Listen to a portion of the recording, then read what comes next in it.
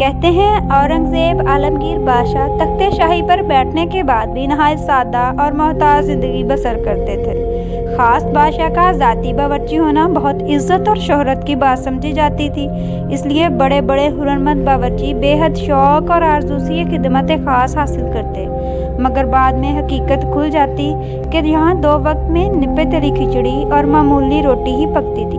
تمام کی تمام بادشاہ سلامت کے دسترخوان پر چلی جاتی اور صاف برتن واپس آتے تھے، یعنی باورچی کو اپنا پیٹ بھرنے کے لیے کچھ بھی نہیں ملتا تھا، خشک تنخواہ پر گزارا کرنا پڑتا تھا، اس لیے وہ چند ہی روز میں ملازمت ترک کر کے چلے جاتے یا پھر شاہی مطبخ عام میں تبدیلی کرا لیتے۔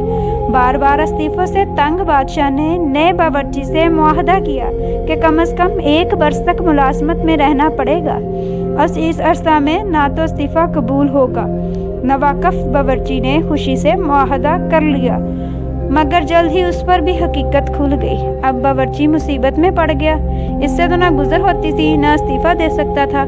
تنگ آ کر اس نے سوچا کہ بادشاہ کو اس قدر ناراض کرو کہ خود ہی باہر نکال دے، لہٰذا اس نے کھچڑی میں نمک زیادہ کر دیا۔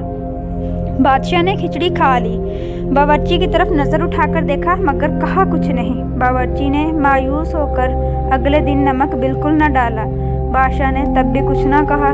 تیسرے دن اس نے صحیح مقدار میں نمک ڈال دیا۔ بادشاہ نے نظر اٹھا کر باورچی کو دیکھا اور نہایت تحمل سے فرمایا، میاں ایک ڈھنگ اختیار کر لو، یا تو برابر کا نمک ہمیشہ یا بالکل پھیکی پکایا کرو، معتدل ذائقہ ہو، بار بار نمک بدلنے کی تکلیف مت اٹھاؤ۔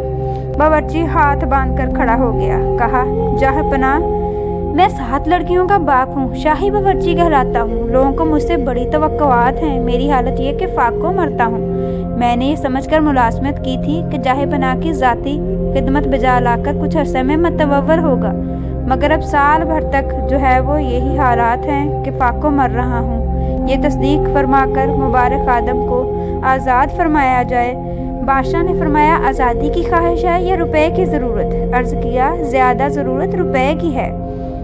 فرمایا، اچھا، آج آدھ پاؤ کھچڑی زیادہ پکا لینا۔ باورچی کچھ نہ سمجھا، آدھ پاؤ کھچڑی زیادہ پکا لی۔ بادشاہ نے اس کھچڑی کے 7 حصے کیے، ایک ایک تشتری میں ایک ایک حصہ ڈال کر خوان میں لگا کر کہا کہ ہمارے 7 وزیروں کو یہ تحفہ پہنچا دو۔ چونکہ وزیروں کو آج تک ایسا تحفہ نہیں ملا تھا، اس لیے انہیں اس غیر معمولی شاہی التفات کی خبر لگی تو ان کی خوشیوں کی انتہا نہ رہی۔ شاہی باورچی کا اپنے اپنے دروازوں پر بڑا استقبال کیا اور تحفہ لانے کی صلہ میں ہر وزیر نے باورچی کو 1 لاکھ روپے نقد رقم عطا کی۔ باورچی یہ 7 لاکھ کی رقم لے کر کافی ساز و سامان کمانے کے بعد بادشاہ کی خدمت میں پیش ہوا۔ بادشاہ نے پوچھا، کہو گزارے کی صورت نکل آئی؟ باورچی نے دست بستہ عرض کی کہ حضور کی توجہ اور التفات کی بدولت اب عمر بھر کے لیے بے فکری ہو گئی ہے، اب کوئی حاجت باقی نہ رہی۔ بادشاہ نے کہا، آئندہ کھچڑی میں نمک صحیح انداز میں ڈالنا۔